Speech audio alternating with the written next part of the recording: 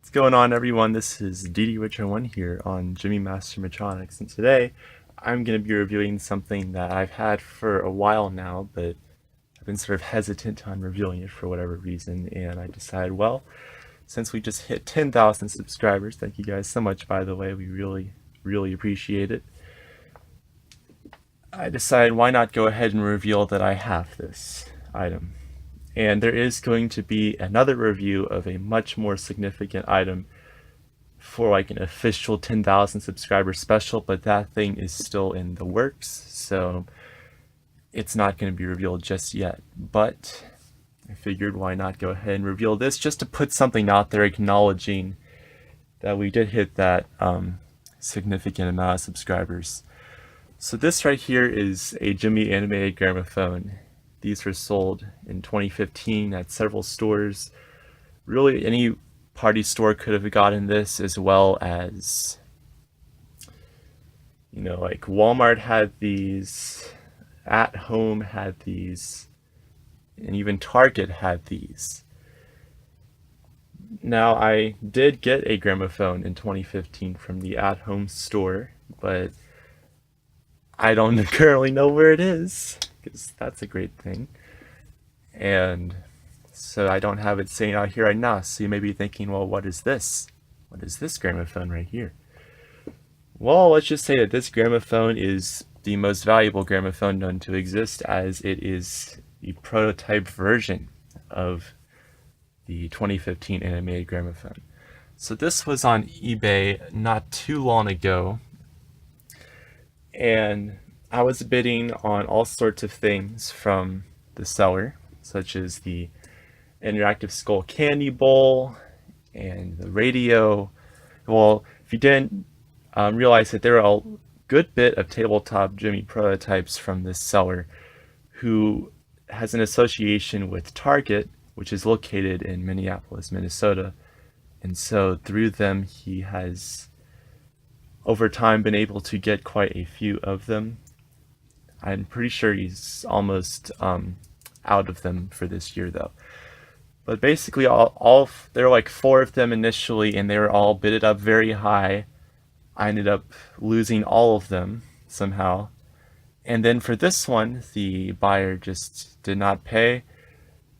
And since I had already made some transactions with him before, he came to me and said, would you be willing to pay? And I said, sure. And the final bid was like $160 something. It was really, or maybe $180 something. It was really high. Which this, I guess that is a fair price for this, but I talked the seller down quite a bit. So I took a good chunk of money off of that total, and I ended up getting the money for that, and I bought it, and here it is now. So enough about how I got it and everything. So there's a lot of distinct differences with this item compared to the produced one. First of all, the material it's made out of the same material that pretty much all of the prototypes are made out of. Like this is the prototype shelf down here. So you can see this one is made of that kind of material. This thing right here. Then we got this thing right here. And so, a lot of them also are missing some paint.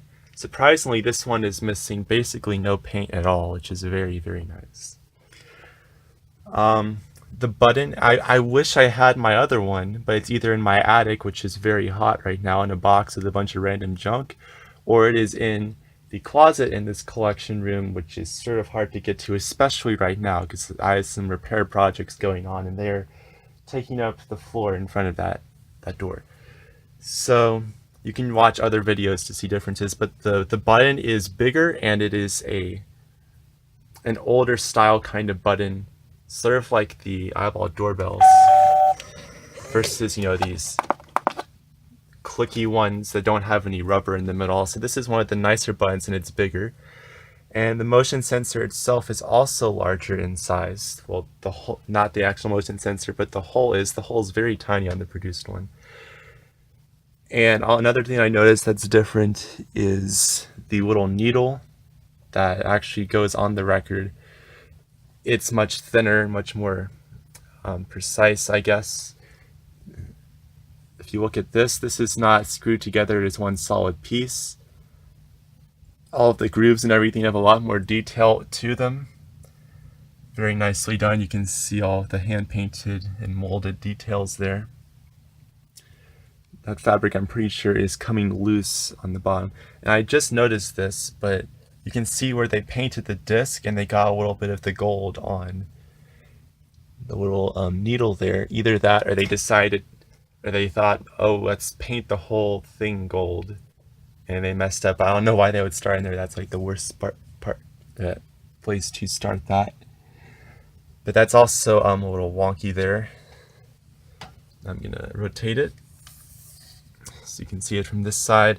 This is the most, I guess, perfect side because the way it was designed, it's very on.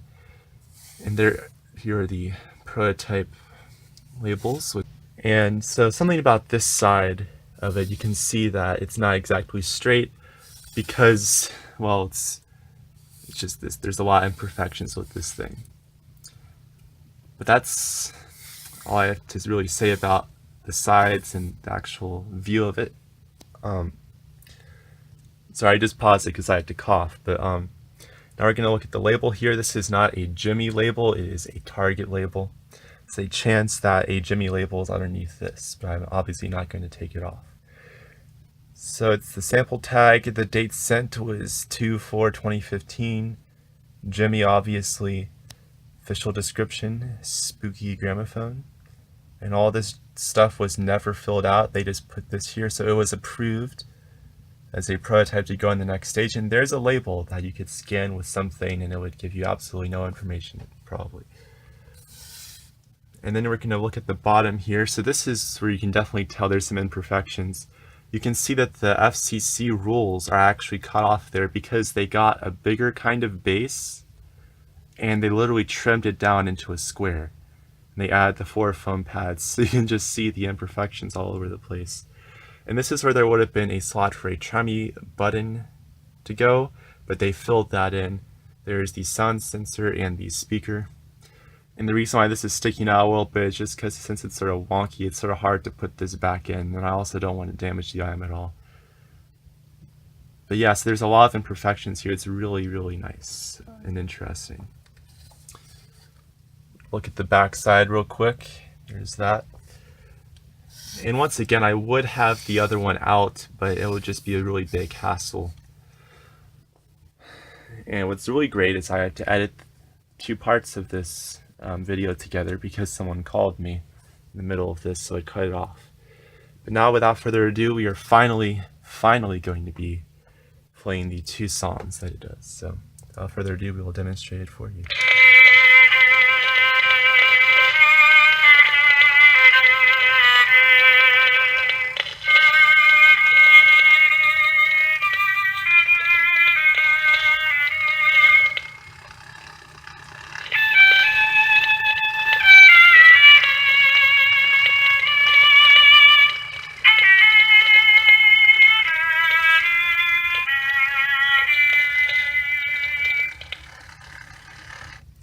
As you can hear, that is very loud and wonky. It almost sounds like it has a split gear, which would not make any sense. It's only from 2015, but who knows? But I'm not really going to be using it that much besides this video, maybe showing a couple people, so that's good.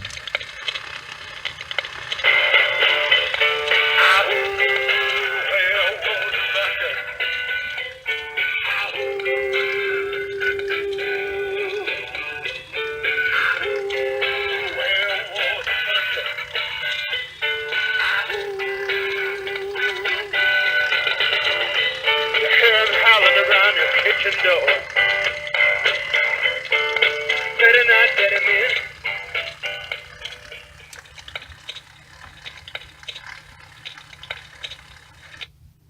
But yeah, guys, that's really all I have to say about this item and show you with this item.